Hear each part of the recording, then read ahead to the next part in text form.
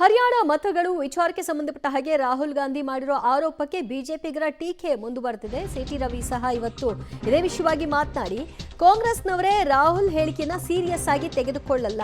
ರಾಹುಲ್ ಹೇಳಿಕೆ ಕಾಂಗ್ರೆಸ್ನವರಿಗೆ ಮುಜುಗರ ತರಿಸ್ತಾ ಇದೆ.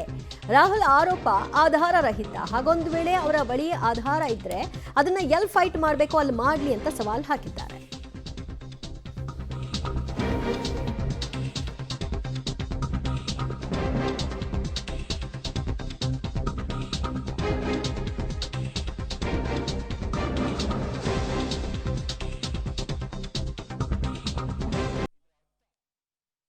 ರಾಹುಲ್ ಗಾಂಧಿಯವರ ಹೇಳಿಕೆಯನ್ನು ಕಾಂಗ್ರೆಸ್ನವರೇ ಸೀರಿಯಸ್ ಆಗಿ ತಗೊಳ್ಳೋದು ಬಿಟ್ಬಿಟ್ಟಿದ್ದಾರೆ.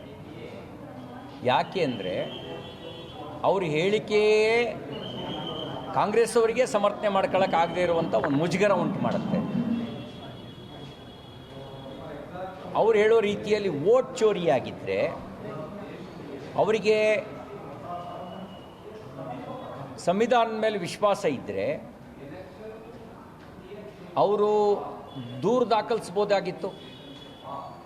ದೂರು ದಾಖಲಿಸಿಲ್ಲ. ಇದರ ಅರ್ಥ ಅವರ ಆರೋಪದಲ್ಲಿ ಸತ್ಯ ಇಲ್ಲ, ಆಧಾರ ರಹಿತ ಆರೋಪ ಇದೆ. ಕೇವಲ ಸುಳ್ಳು ಆರೋಪ ಮಾಡಿ ತನ್ನ ಸೋಲನ್ನು ವ್ಯವಸ್ಥೆಯ ಮೇಲೆ ಕಟ್ಟುವಂಥ ಒಂದು ಷಡ್ಯಂತ್ರದ ಭಾಗವಾಗಿ ತನ್ನ ದುರ್ಬಲತೆಯನ್ನು ಮುಚ್ಚಾಕೊಳ್ಳೋದಕ್ಕೆ ಈ ರೀತಿ ಆರೋಪವನ್ನು ಮಾಡ್ತಾ ಇದ್ದಾರೆ ಅಂತ ಅನಿಸುತ್ತೆ.